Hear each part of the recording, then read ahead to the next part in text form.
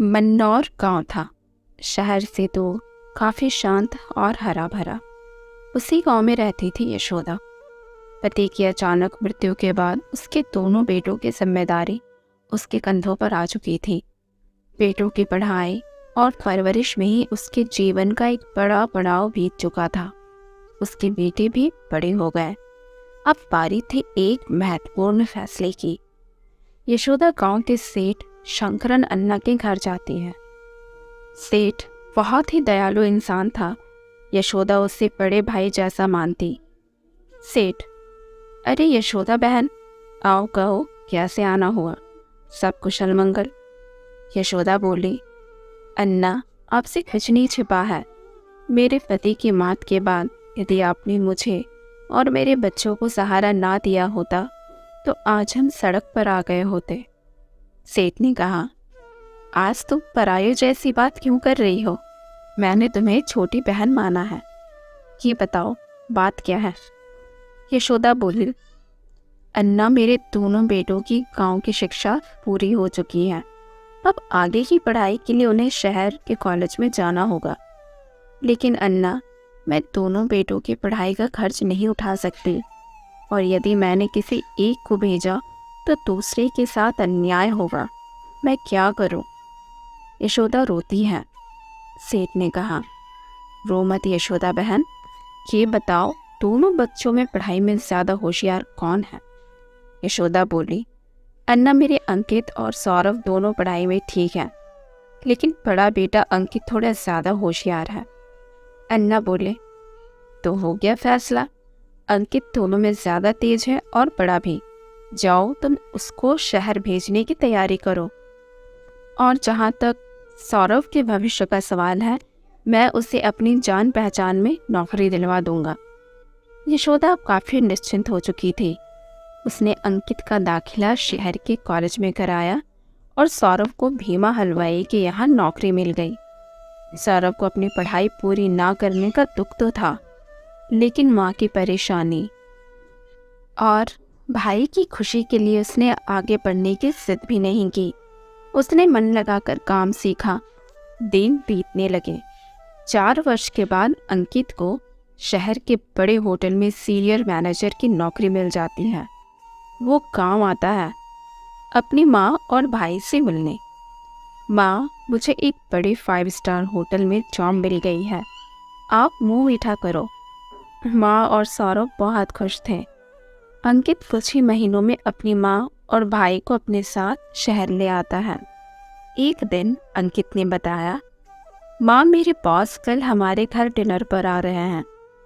जब उन्हें पता चला कि आप दोनों मेरे साथ यहीं शिफ्ट हो गए हो तो उन्हें बहुत अच्छा लगा। यशोदा बोली, ये तो अच्छी बात है, बुला लाओ उन्हें, हम भी तो मिले उनसे।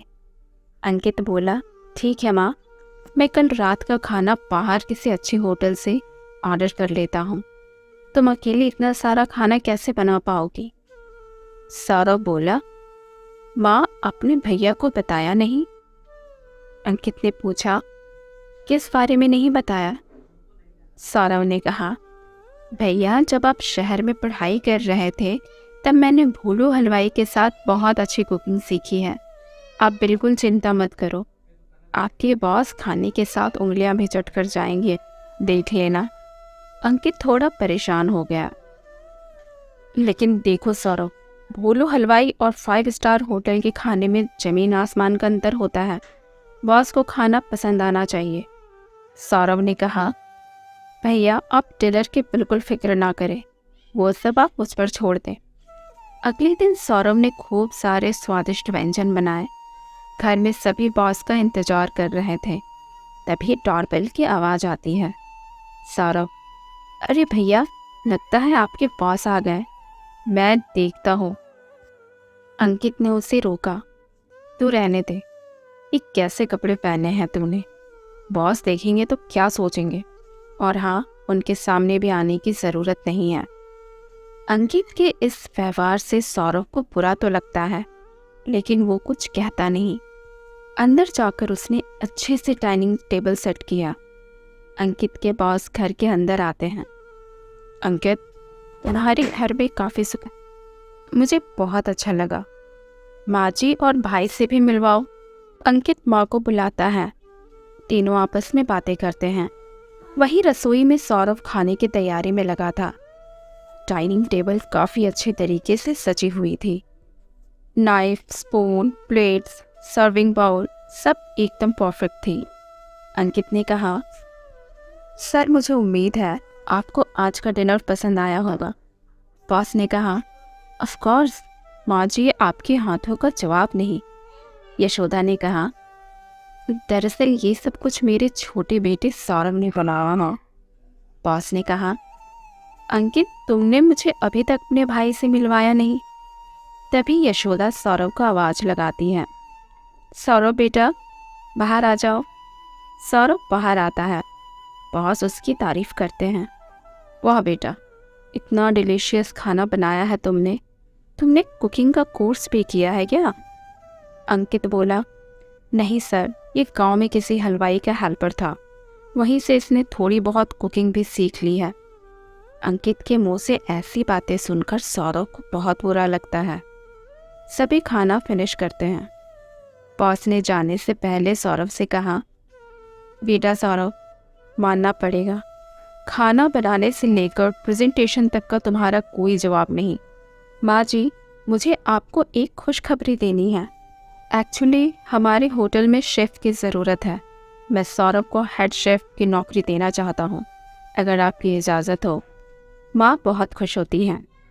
अंकित चल भुन जाता है, लेकिन सर इसके पास कोई फॉर्मल डिग्री नहीं है, कभी कोई मिस्टेक हो गई तो। बॉस ने कहा, तुम उसकी टेंशन ना लो अंकित, मुझे खाने में टेस्ट चाहिए और कुछ नहीं। बेटा सौरभ, कल तुम अंकित के साथ हमारे होटल आ जाना और कोई अच्छी सी डिश बनाकर खिला देना। सौरभ बहुत खुश हो जाता है, लेकिन अंकित को जरा भी खुशी नहीं होती। अगले दिन सौरभ होटल में पहुंचकर कोई बेहतरीन डिश बनाकर पेश करता है।